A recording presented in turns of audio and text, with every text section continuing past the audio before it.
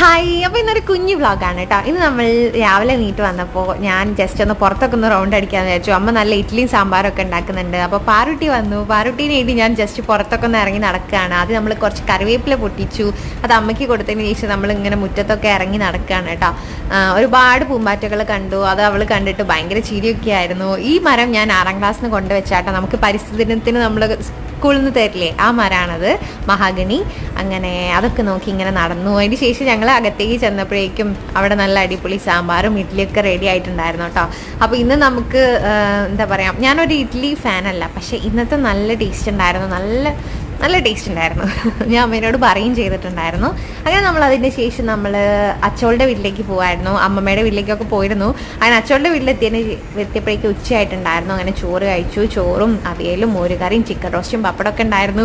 അപ്പോൾ ഇന്നത്തെ ഒരു കുഞ്ഞു വ്ളോഗ് ഇത്രയേ ഉള്ളൂ. അടുത്ത വീഡിയോ ആയിട്ട് കാണുന്നതായിരിക്കും. Bye, thanks for watching.